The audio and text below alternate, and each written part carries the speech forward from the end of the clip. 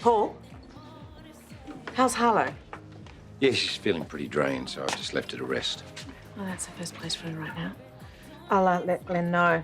He's been worried too. Paul, could we have a quick chat about Katrina Marshall? What about it? Well, Corey was the one who projected the images onto Harlow's dress, so Katrina's off the hook for that. All right, so chat to HR. Well, I already have. They're keen to set up a meeting between you and Katrina ASAP. A meeting? What on earth for? Just tell her she can have a job back. Well, she'll probably want compensation for the false allegations, but there's also the matter of her having a go at Terese, which was all wrapped up in everything. It's very messy. Yeah, just deal with it, Chloe, will you? I'm too busy.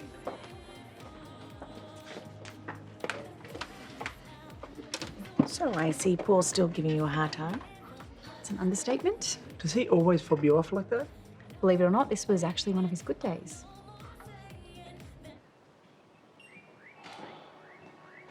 Glen! Kerry. Glen!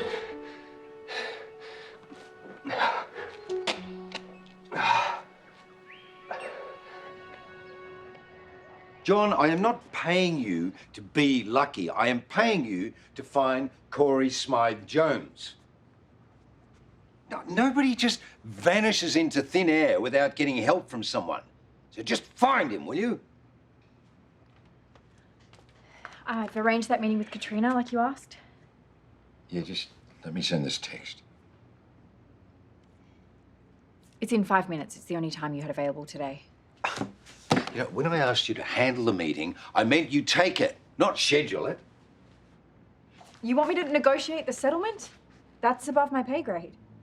If I ask you to do something, it's your job. Get it? Just do it.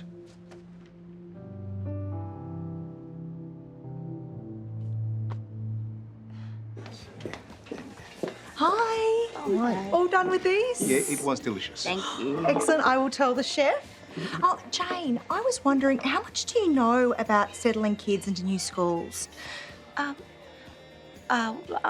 sorry, Wendy. I'm really here to have some alone time with Clive before we both head into work. Oh, of course. I will leave you to it.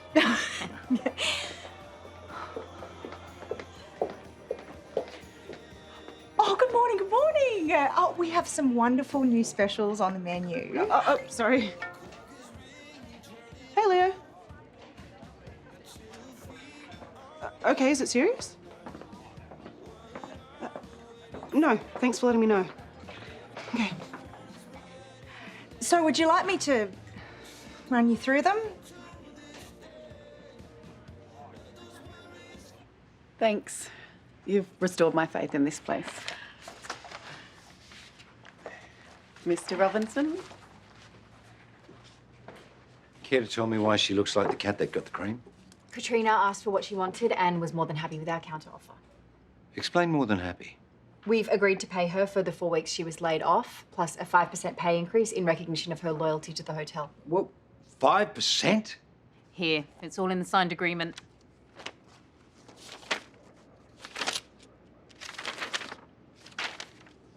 What the hell were you thinking?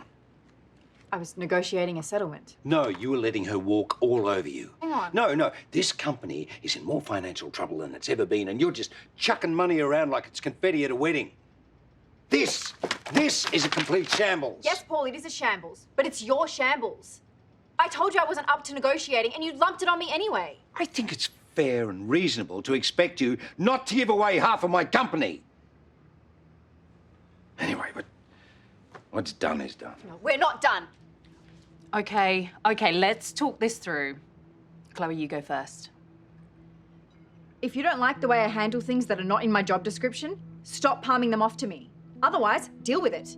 Unless you want me to make a formal complaint, which Narelle can witness right now, we need to figure out a better way forward. All right. Let's talk.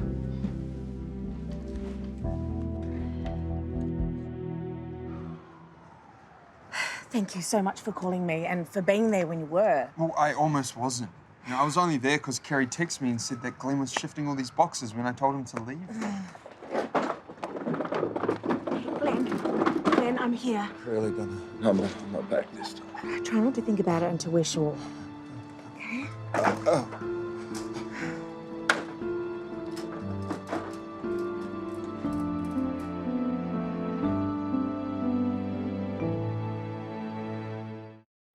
I'm burning out because I'm overloaded. Not just with my work, but yours too.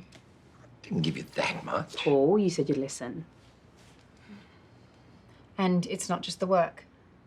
I know you're stressed in your personal life, but you're taking it out on me. How am I taking... You're rude and you treat me like I'm an idiot. When Terese left, you made me choose between her and the hotel, and what did I choose? You can't answer that question, it's not rhetorical. The hotel. I chose the hotel. I'm not your enemy. We should be on the same team. See, he can't even hear me out for 2 minutes. No, this is a message from Leo. Glen's had an accident. He's in hospital. Is he okay? They're not sure. If you need to go...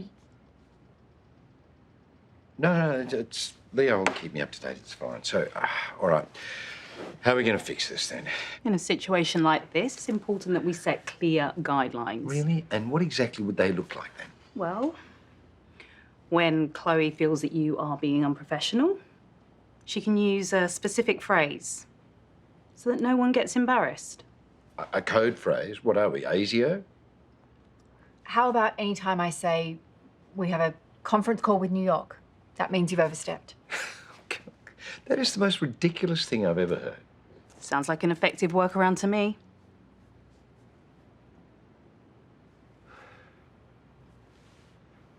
A conference call with New York.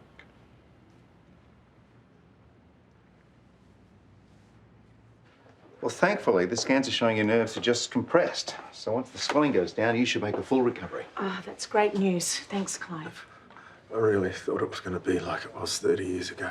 Months of rehab, years of recovery. Well, it's not. You're going to be fine. Look, it might take a few weeks for the pressure to ease on your nerves. I'll see if I can organise something to make you feel a bit more comfortable.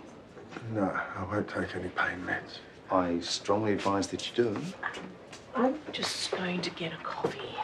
Excuse me.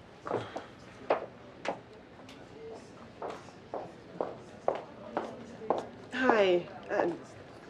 I don't know why I'm here. Well, you're here because you care about him, despite everything that's happened between you both. How is he? The doctor said he'll make a full recovery. He'll be fine. Good. Do you mind not letting him know that I was here? Of course. Thanks.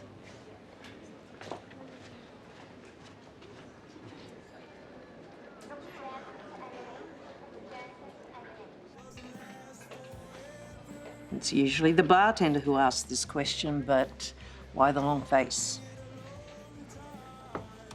I'm sorry. It just hasn't been a great day at work. Don't like the job? No, I love it. I love the people, giving advice where I can. No one wants to talk to me. You know, people who like fixing other people's problems are usually the ones trying to avoid problems of their own.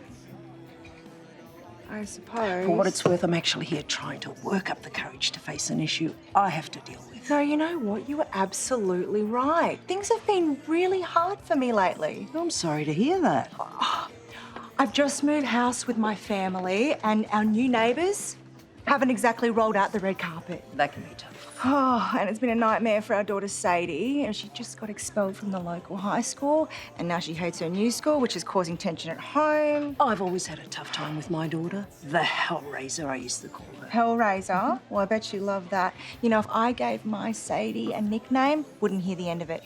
Honestly, I just don't know what to do. I'm sure it'll work itself out. But I don't see how. I mean, when she's home, she doesn't come out of her room. And when she's not home, we don't know where she is.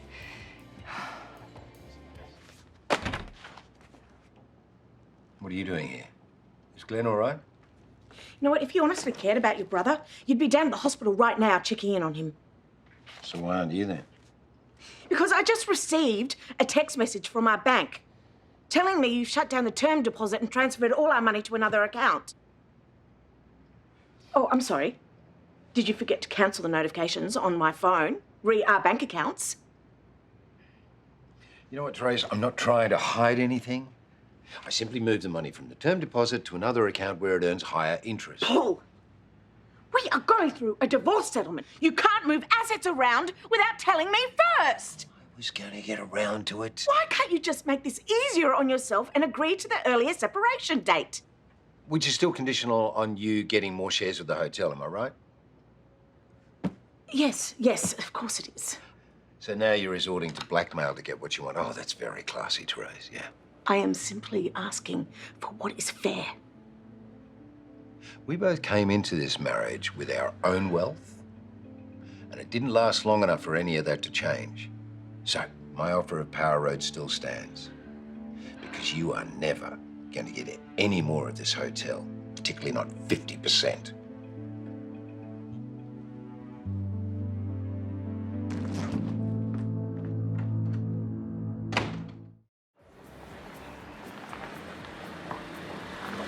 Hi, Terese. Oh, How's Glen going? well, he's still in a lot of pain, but he's okay. And how about you? Oh, I'll be fine. It's Paul. Actually, Jane, can I ask you something? Yes, of course. Okay, so Paul's playing hardball with this divorce, and I need fuel to fight him. And one of his most despicable acts was paying Nicolette for Abigail. Do you think Nicolette would be okay if I exposed that? Oh, dredging up that awful story in court, I can say with certainty that Nicolette would not be okay with that, and neither would Aaron and David. Well, I see where you're coming from. But this wouldn't be personal against Nicolette. It's just, if I pull out something huge, I might not go to court. I'm sorry. I shouldn't have asked. Sorry.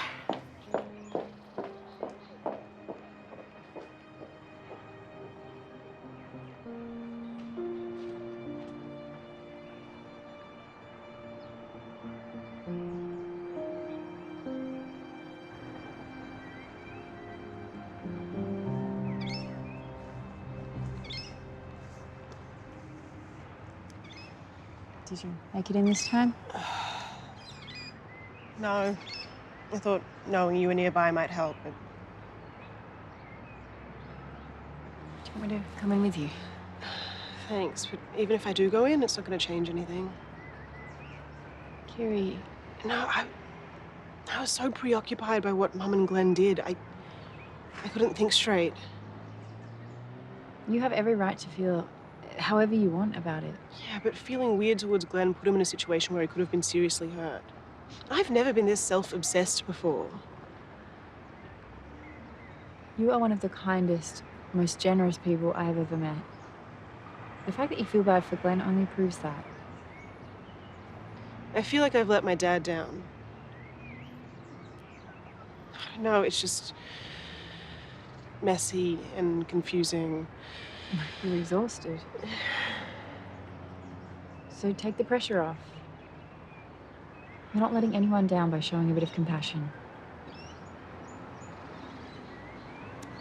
Thanks. Oh, Jane. Terese, do you have a second? Oh, yes. I'm just packing a bag for Glen to take to the hospital. Please don't bring up what Paul did to Nicolette in Canberra. Oh, Jane, this isn't a attack on Nicolette. No, I know, and I know how bad it will make Paul look, but it is going to make Nicolette look so much worse. But it doesn't have to. Well, how can it not? Well, I'm sure we can find a way that it won't affect her. I mean, after all, she didn't keep the money. She gave it to Brittany. Paul will argue that that was to pay for a replacement baby. I'll counter that. You are not Paul. You know how hard Nicolette, David and Aaron have worked to get to the stage where they are now. Digging this all up again, it's just going to devastate them. It's something that Paul wouldn't even care about.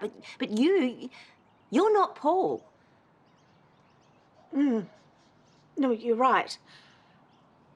I'm sorry. You don't have anything to apologise for. I can't even imagine what Paul is putting you through with all of this. I'm just so angry and I'm frustrated. And I let it cloud my judgment. Thank you.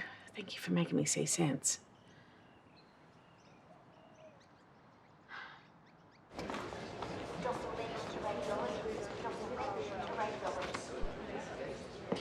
Hey there. The unit manager tells me you're refusing your medication. I'm fine with paracetamol. Glen, you need it to help you relax. You are not going to recover in this much pain. I'm an addict. I won't take opioids. You're not going to be on medication long enough to get addicted. The hospital will help you manage your prescription once you're discharged. You're going to be supported every step of the way. Look, we're going round in circles here. I said no. I can handle this. Okay, well, I can't force you to do anything against your will. I can recommend you reconsider.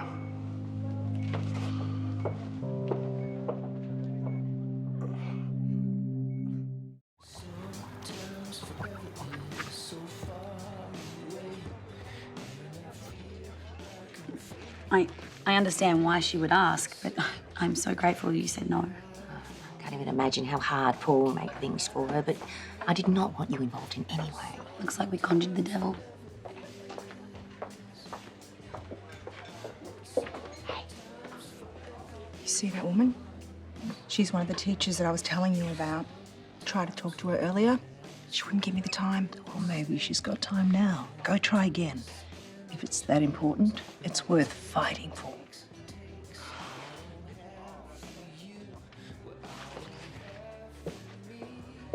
Jane?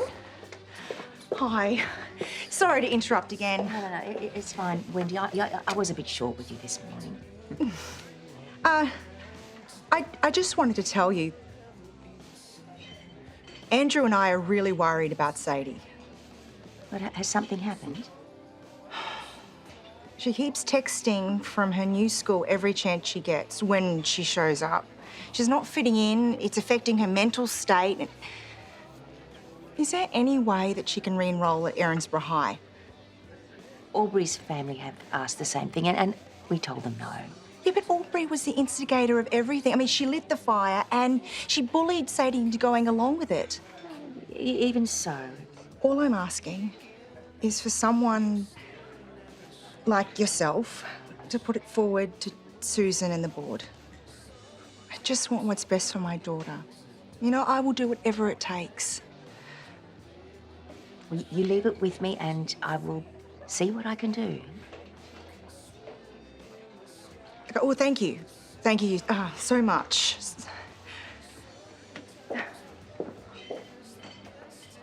That looked promising.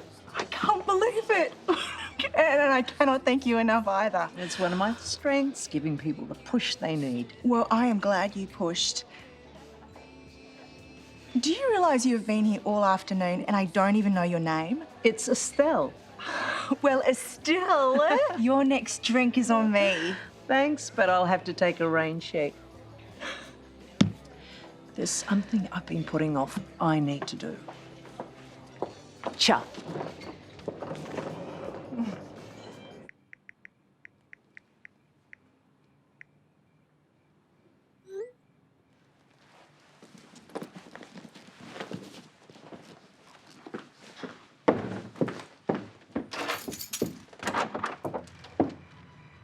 What are you doing here, Mother?